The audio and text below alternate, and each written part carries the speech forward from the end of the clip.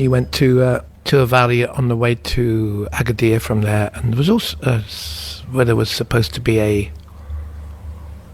torrent, what do you call it, a waterfall thing. There was loads and loads of mystical stuff going on where European hippies had been somewhere implicated in some skullduggery. It was basically culture being super sensitive and what's going on with these people? Why are they like this? Quite rightly, why? They missed Woodstock in Morocco. They never actually had that on the TV. So the whole move was a different thing out there. But anyway, by and large... it's an interesting approach to this theme of this trying to capture enchantment, I suppose, when it does have... on the one hand, this very vulgar kind of, material reason for it. But also, and actually we could even pull that part of the interview where he talks about, where he kind of openly wonders how the locals felt about being on the hippie trail in the 70s. There is this other aspect. So much of the song is about Morocco specifically. Yeah.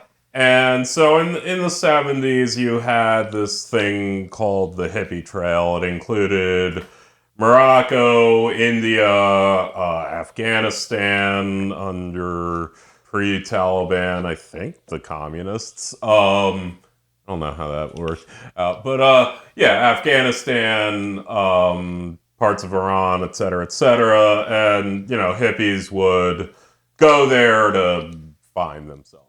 And, there's definitely always been some critical look-backs at that. But it is this interesting, and it, kind of reminds me of what Fisher talked about as the goal of 68 was, in essence, neoliberalism. And it is this sort of, in many ways, a commodified form of enchantment, or at least something a little more vulgar than Plant wants to imagine it.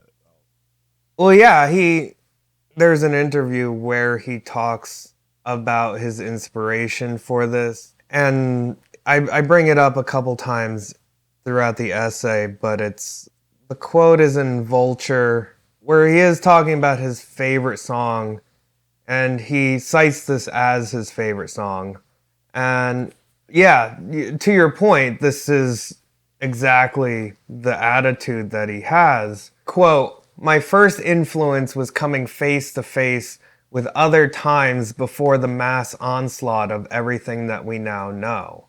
In the place where my parents took me and in the place where I live even now, which can't be more than about 6 miles from where I was raised, I saw another time and a difference. The whole idea of quest and the value of movement. I think these islands from which we hail were perhaps some of the last areas of Europe, and if you like, the central Mediterranean, that really did move out and out. This area that we live in and around was once considered to be the end of the world. So people came through here. I was intrigued because I could see it in the buildings and in the landscape long before colonialism. But then, of course, it was always colonialism. It was far more random and a lot more basic. But people were always on the move and finding new expressions and bringing new stuff through. New art, new use of materials, raw materials, bringing poetry, and bringing the mix of the bloods."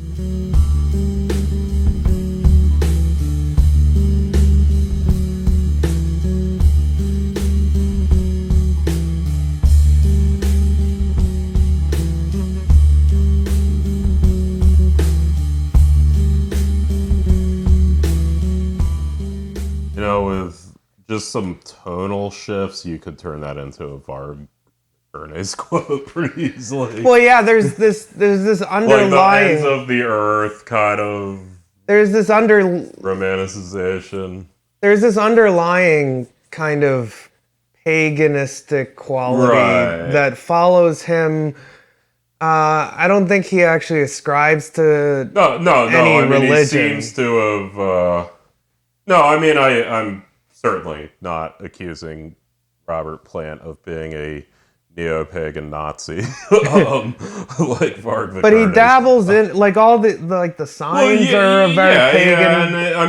Yeah, and I think part of the disconnect is simply being American and like knowing that I don't have a claim to indigeneity of the land I live on. So there is a bit of a disconnect where, yes, he is English, he lives in England, so it is, his cultural heritage, at least going back to the Anglo-Saxon invasions or whatever the fuck.